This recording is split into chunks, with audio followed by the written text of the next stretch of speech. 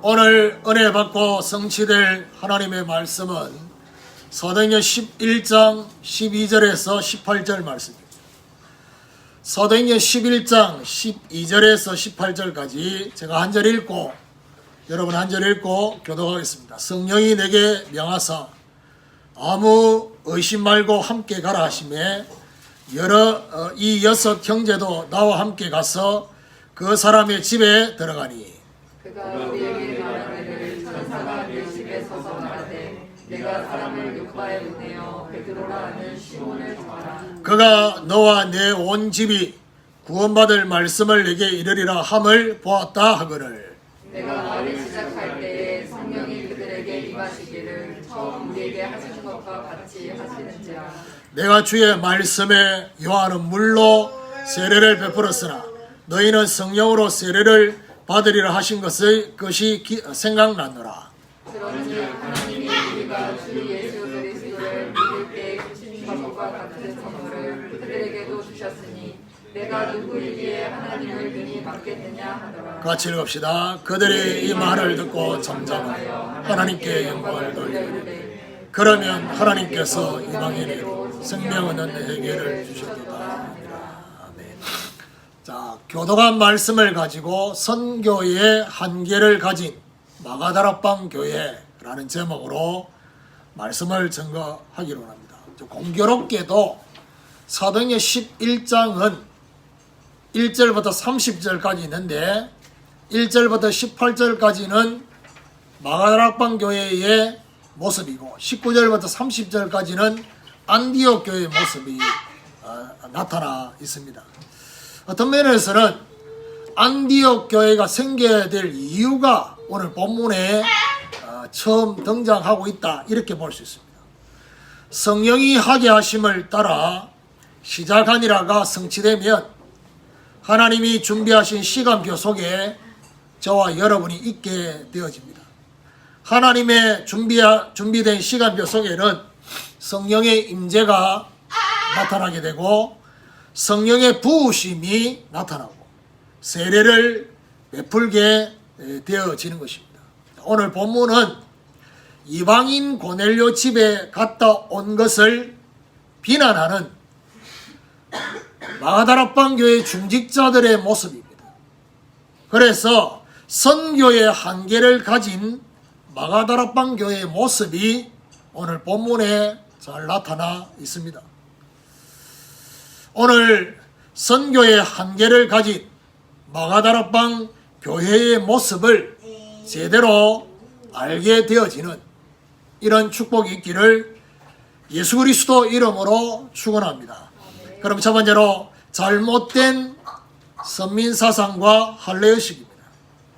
오늘 사실은 1절부터 읽어야 되는데 1절부터 읽지 않는 이유가 별로 유쾌한 내용이 아니라서 안 읽었습니다. 1절에 보니까 유대에 있는 사도들과 형제들이 이방인들도 하나님의 말씀을 받았다 함을 들었더니 베드로가 고넬료 집에 며칠 있는 동안에 이미 이 소식이 예루살렘 마가다락방 교회에 소식이 전해졌습니다. 유대에 있는 사도들과 성도들이 이방인들도 말씀 받게 되었다는 소식이 전해졌다는 사실. 여기 형제들이라는 말이 나오는데 이 형제들이란 말은 단순한 형제들이 아니라 교회의 중직자들을 말하는 것입니다. 2절에 보니까 베드로가 예루살렘에 올라갔을 때에 할례자들이 비난하여 베드로가 예루살렘에 올라갔을 때에 할례자들이 비난했다. 이거는 단순히 유대인들이 비난했다 이 말이 아닙니다. 이거는 베드로가 무할례자의 집에 들어가 함께 먹었다는 것을 비난하는 것입니다. 뭘 말하지요? 이 비난한 자들이 도대체 누구길래? 이들은 정통 유대인 중에서 회개하고 개종한 자를 말합니다. 그러니까 이들이 복음을 받았어요. 복음 받고 예수를 영접하고 하나님 자녀 됐어요. 구원받았어요. 그런데 문제는 뭐냐? 이들 생각 속에는 본인들을 위한 메시아 그리스도로 알았지, 이방인을 위한 그리스도를 생각을 못했던 겁니다. 그러다 보니까 무할례자의 집에 들어가서 복음 전하고 그들과 음식 먹은 것에 대해서 비난하고 있는 거예요. 결국 뭘 말합니까? 예수를 믿고 개종은 했지만은 여전히 이들에게 남아있는 것들이 많이 있었다니. 이것이 구원과는 관계가 없습니다. 저와 여러분이 구원받는 것은 교회에 나오는 것과 관계가 없어요. 예를 들면 교회에 나오는 이유와 예수를 믿는 이유가 똑같을 수는 없어요. 달라야 돼요. 그렇죠? 구원받기 위해서 교회에 나오는 것은 어떤 면에서 잘못된 거예요. 그 생각이 들 수밖에 없는 이유가 교회가 전도를 안 하니까 교회라 가서라도 구원을 받겠다는 의미가 있는 거지, 교회에 오기 때문에 구원을 받는 건 아니다. 그 말하면서 말이죠, 저와 여러분이 교회에 우리가 와야 될 이유는 구원이 아니라 구원받은 자가 하나님께 예배하고 힘을 얻고, 그리고 저와 여러분 세상의 빛과 소금을 제대로 감당하는 그런 정체성을 회복하기 위한 것입니다. 그 중에서 남아있는, 아직까지 많은 것들이 남아있는데 그 중에 가장 뿌리가 되는 것이 바로 뭐냐? 잘못된 선민사상입니다.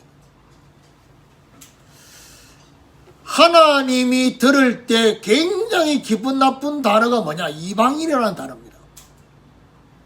이 유대인들이 만들어낸 단어가 뭐냐? 본인들은 선민, 나머지는 이방인. 이방인이라고 표현한 이것이 선민사상에서 나온 거예요. 그리고 언약의 백성의 상징인 할례를 가지고 이들은 어디에 빠져 있었냐? 할례 의식에 빠져 있었어요. 그러니까 이게 바로 선교의 한계를 가질 수밖에 없는, 오늘 우리에게도 이방인 불신자에 대한 잘못된 편견이 있을 수 있다는 사실. 있겠지요, 저와 여러분이.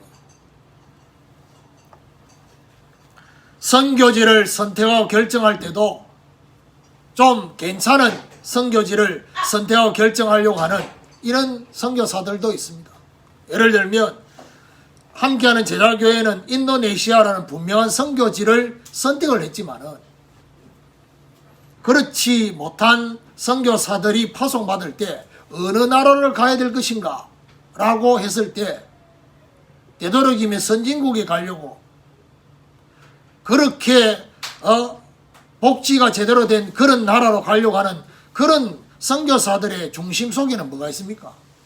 본인들의 안위와 후대들의 교육, 이런 것들이 선교에 더 우선이 되어 있는 것들이 깔려 있습니다.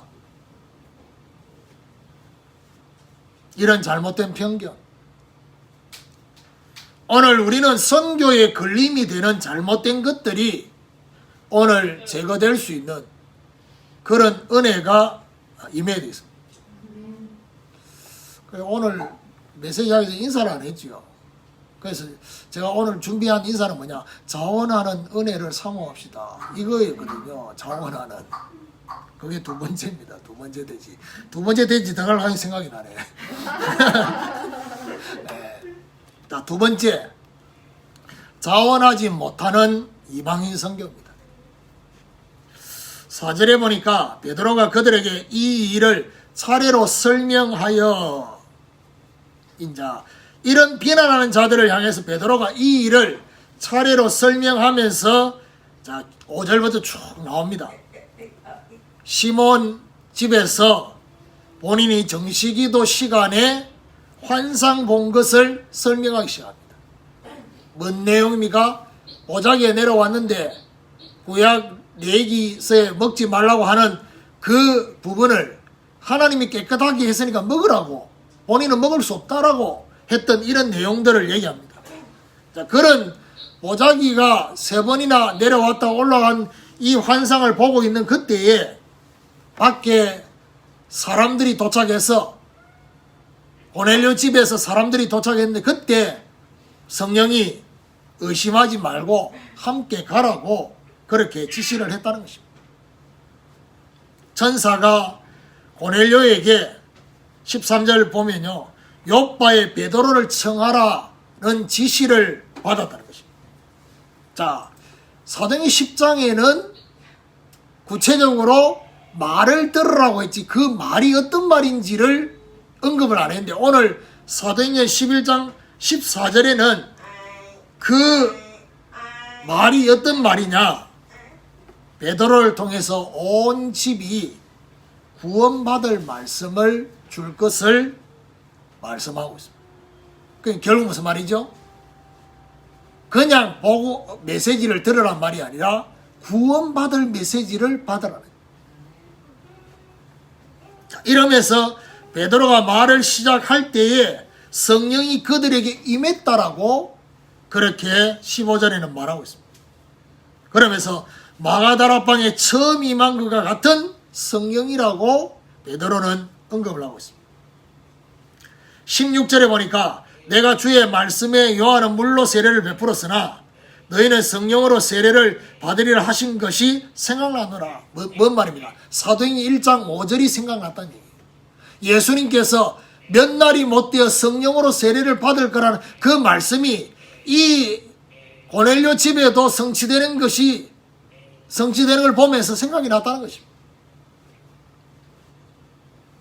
마치 베드로가 이렇게 장황하게 설명을 하는데 어떤 느낌이냐? 하나님하고는 다른 중심이에요. 자원하여 간 것이 아니라 억지로.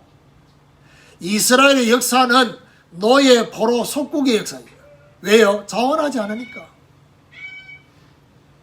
이번 주간에 금요기도의 요셉 메시지도 사실은 자원해서 갈 수 있는 그런 중심이나 마인드가 아니니까, 그러니까 노예로 갈 수밖에 없는 겁니다.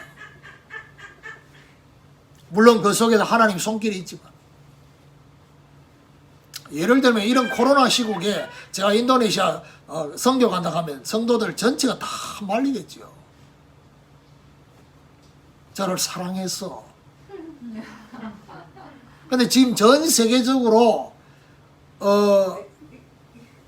나라마다 가지고 있는 정책이 뭐냐? 무조건 본인 나라에 도착을 하면 2주간 동안 자가 격리를 해야 돼요.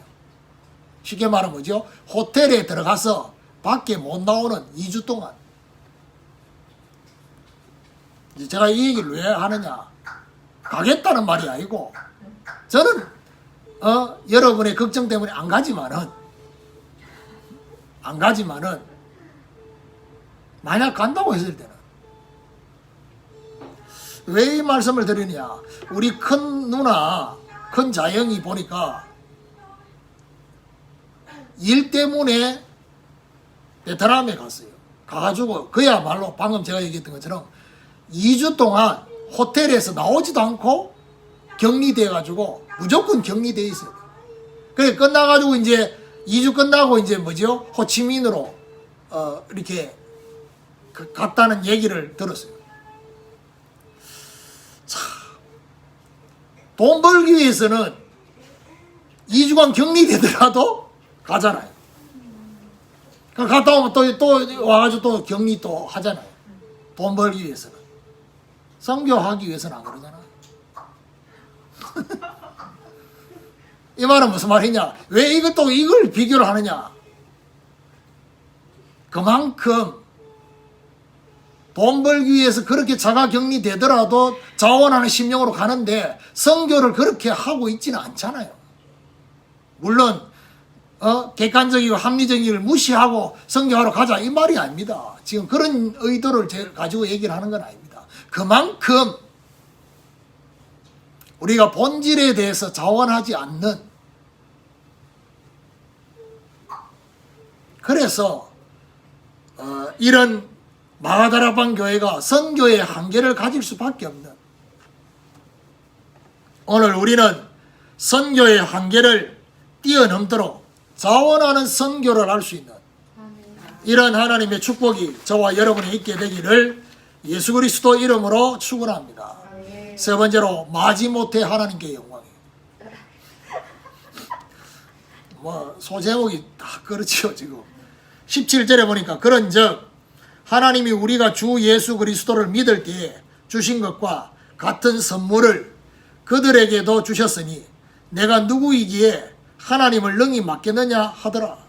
베드로는요, 우리와 같은 선물을 그들에게도 주셨다 함을 그렇게 말하면서, 베드로가 참 이렇게 표현하는 자체가 지금 뭐죠? 자기 자신을 속에 있는 걸 반영하는 거예요. 뭐라 하느냐? 자신이 누구이기에 하나님을 능히 맡겠느냐는 겁니다. 오늘 오후 기도의 메시지에 말씀 신앙에 뭐가 있습니까? 사람의 그 속에 그 사람이 가지고 있는 그 모든 것을 평가할 수 있는 중요한 기준이 말입니다. 그러면 베드로가 지금 자기도 모르게 지금 이렇게 표현했거든요. 내가 누구이길래 하나님을 능히 맡겠느냐? 이 말 속에는 뭐가 숨겨져 있습니까? 맡고 싶은 마음이 있어도 막을 수 없지 않느냐? 이 말이 숨겨져 있는 거예요. 기분 나쁜 말입니다. 누가요? 하나님이 보실 때. 이렇게 포로만 하면 안 된다고 지금. 물론 지금 비난하는 사람들 앞이기 때문에 그렇게 말을 했을 수도 있어요. 그런데 어떤 면에 그렇기 때문에 더 이렇게 말하면 안 된다니까. 18절에 그들이 이 말을 듣고 잠잠하여 하나님께 영광을 돌려 이르되 그러면 하나님께서 이방인에게도 생명 얻는 해결을 주셨도다 하니라. 하나님 듣기 싫은 말들을 계속 이들이 합니다. 베드로의 말을 듣고 비난하는 자들이 잠잠하게 됐다는 것입니다. 잠잠해졌다는 것은 뭘 말합니까? 하나님의 역사를 인정할 수밖에 없었던 것입니다. 근데 결국 마지못해서 하나님께 영광을 돌릴 수밖에 없었다. 그러면서 이들이 뭐라고 합니까? 하나님께서 이방인에게도 생명 얻는 해결을 주셨도다 라고 고백을 했어요. 근데 여기서 중요한 말이, 하나님 기분 나쁜 말이 또 접속사가 있어요. 그게 뭐냐? 그러면 이 말입니다. 그러면이라는 이 말이 기분 나쁜 말이에요. 전혀 생각을 못했던 거예요. 이들이 1%도 이방인에게도 구원 얻는 세례를 얻도록 해결을 주셨다라는 이 부분을 생각을 안 했기 때문에 본인들도 어쩔 수 없이 튀어나온 말이 뭐냐? 그러면. 이 말은 무슨 말이죠? 하나님의 역사를 듣고 의아해한 거예요. 그러면. 그래서 제가 마지못해 하나님께 영광이라고 했는데 그 말은 무슨 말이냐? 하나님께 영광 돌리면 마무리가 됩니까? 오늘 이 포럼을 듣고 하나님께 영광을 돌려야 된 마무리가 아니에요, 지금은요. 이 비난하는 사람들이 베드로의 포럼을 듣고 지금 하나님께 영광을 돌리고 끝내야 될 문제가 아니다, 이 말이에요. 오늘 이 내용은. 그냥 성경 읽으니까, 하나님 영광 돌리니까 정신 차렸구나. 아닙니다. 영광을 돌려야 될 상황이 아니고 해결을 해야 될 상황입니다. 본인들이 선교에 대한 잘못된 것을 해결해야 되는 상황이에요. 그리고 마지못해 하나님께 영광을 돌리는 게 아니라 이방인 구원을 보면서 감사 감격을 하면서 하나님께 영광을 돌려요.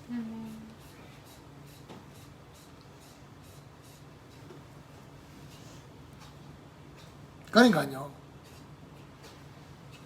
함께하는 제자교회는 이런 마가다락방 교회의 모습을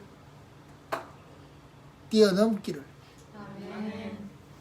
성도들 숫자가 더 늘어나기 전에, 지금 있는 우리 성도들 요 멤버들이라도 제발 스데반의 환란을 인하여 흩어진 자들이 될 수 있는, 선교의 한계를 뛰어넘는, 고정관념을 깨뿌리는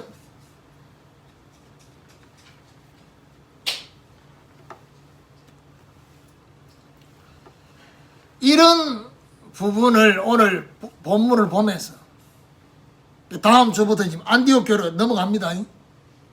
왜냐 1절부터 오늘 18절까지를 쪼개가지고 얘기하고 싶지 않더라고. 제 마음에. 하나님도 기분 나쁜데 뭐 때문에 기분 나쁜 얘기를 자꾸 길게 하겠냐는 거죠. 빨리 안디옥 교회로 넘어가고 싶어요.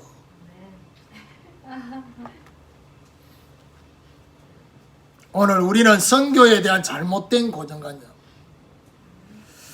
이 고정관념을 해결할 수 있는 이런 하나님의 축복이 있기를 예수 그리스도 이름으로 축원합니다. 지난 주간에 동남아시아 전도 집회가 있었지요. 동남아시아 전도 집회 때 유 목사님 딱 서론에 두 가지를 얘기했어요. 뭐라고 말씀했냐? 우리나라에 선교하러 들어온 선교사들의 마인드, 그게 네비우스 정책이에요. 그게 뭐냐? 자립하고 자치하고 자전해라.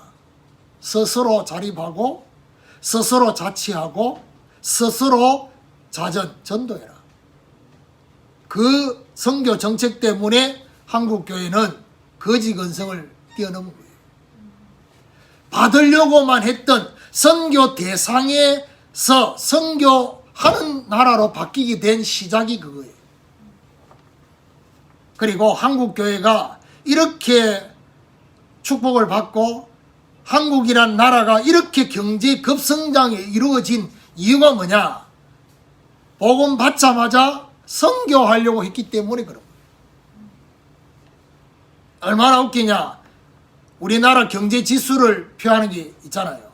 그게 늘 언제든지 그렇습니다. 해외 선교사 파송한 숫자와 이 경제 지수는 같이 가고 있어요. 벌써 몇 년째. 아주 오래됐습니다. 뭔 말입니까? 그냥 우연이 아니라 하나님은 이것 때문에 한국 경제를 움직이고 계신다는 것을 기억하셔야 돼요. 그러면 여기서 빨리 눈치채고 어떤 하나님의 응답을 받아야 될 것입니다. 그래서 잘못된 선민사상에서 참된 복의 근원은 뭐죠? 시작입니다. 천하 만민의 생명을 구원하기 위해 내가 먼저 은혜를 주셨다는, 내게 먼저 은혜를 주셨다는 것을 기억해야 돼요. 나에게서 끝나는 게 아니라 먼저 은혜를 주고 노예 포로 속국의 억지 선교가 아니라 자원하는 선교, 자원하는 선교로 인해서 이사야 60장의 성취를 저와 여러분이 보아야 될 것이다.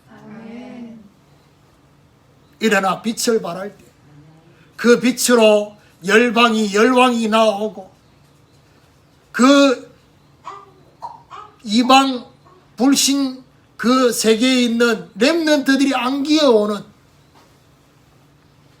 그리고 이것 때문에 하나님이 뭐죠? 저와 여러분의 가정과 교회에 짓지도 않는 집에 들어가도록 하는, 하나님이 정말 완벽하게 세우시는 그런 역사. 때가 되면 나 여호와가 속히 이룰 것이다. 작은 자가 천을 이루고 약한 자가 강국을 이루는 이 하나님의 역사를 봐야 될 것이다. 마지못해 하나님께 영광을 돌리는 것이 아니라 참된 회개로 인한 감사와 감격 속에서 하나님께 영광을 돌려야 될 것이다.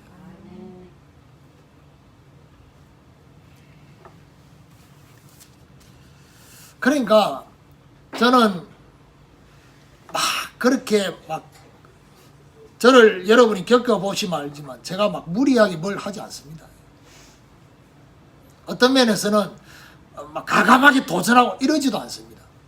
그야말로 완벽한 인도를 받기 위해서 제가 뭘 늘 보느냐면요, 성도들의 지금 상황과 또 우리 교회의 상황과 그리고 지금 나에게 주어진 그런 상황과 환경, 이 모든 것들을 다 고려하면서 인도를 받고 있습니다. 무리하게 막 밀어붙이고 그러지 않습니다. 그런데 하나님의 시간표가 되니까 하나씩 열어주시는 부분이 있다니까요. 그러면 그걸 열어주시는 거기에 저와 여러분이 지금까지 가지고 있었던 그 중심이나 생각을 조금씩 바꿔야 된다니까. 아, 하나님이 지금 일하라고 이 환경을 열어주셨구나. 이런 거를 빨리 눈치채야 된다니까. 그래서 2021년도는 바뀐다니까. 시간표가 바뀌어요. 저와 여러분 중심에서 이제는 현장 중심, 다른 사람의 영혼 중심으로 하나님이 저와 여러분 바꾸시는 시간표를 지금 주시려고 한다니까. 지금 급하게 뭔가를 준비하고 계실 거예요, 지금. 그동안 안 됐던 것도 막 깨지고 막 열리고 이런 그 시간표가 올 거예요, 지금.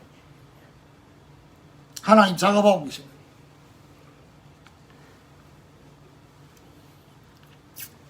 오늘부터 선교 한계의 개인, 저와 여러분 선교의 한계를 가지고 있는 개인, 그리고 가정, 그리고 생업, 저와 여러분 교회의 벽들이 무너져야 돼요.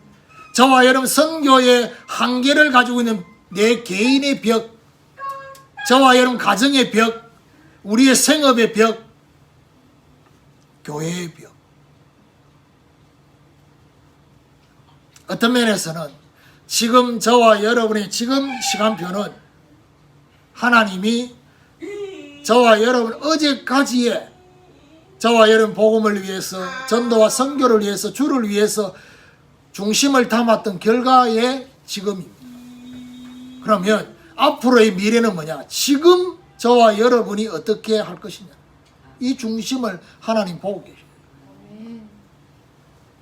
그러면 어떻게 됩니까? 이 벽들을 무너뜨려야 돼요. 그래서 제가 어제 묵상 키워드를 뭐라 했으면 영적 상태에 대해서, 저와 여러분 영적 상태가 큰 산에 올라가 있는 영적 서밋의 상태가 되면 어떻게 되느냐? 저와 여러분이 주어진 문제와 환경은 평지입니다. 그런데 나의 영적 상태가 바닥이면, 내 영적 상태가 평지면 문제는 큰 산입니다. 아주 작은 것도 너무나 큰 산이에요. 그래서 오늘 저와 여러분, 오늘 이 마가다라방 교회 성도들의 포럼을 들으면서 하나님이 안디옥 교회로 옮길 수밖에 없는 이유가 여기 있구나. 그래서요, 그냥 우리는 저와 여러분 기준과 수준에 따라서 말을 하지만 하나님 다 듣고 계셔요. 기분 나쁜 소리 하면 안 된다니까. 다른 건 몰라도 본질에 대한 부분을 함부로 말을 해가지고 하나님이 기분 나쁘도록 하면 안 된다니까. 하나님 다른 건 다 패스오버요. 어떤 면에서 저와 여러분 부족하고 연약하고 우리가 실제로 어떤 면에서는 반복적으로 무너지는 그런 영적인 문제, 죄도 있을 수 있어요. 그런데 하나님은 이 전도와 선교 때문에 그거 패스오버요. 그게. 하나님은 그만큼 이걸 중요하게 생각한다니까. 그래서 오늘 저와 여러분 이 중요한 벽들이 무너질 수 있는 이런 하나님의 역사가 오늘부터 시작되기를 예수 그리스도 이름으로 축원합니다.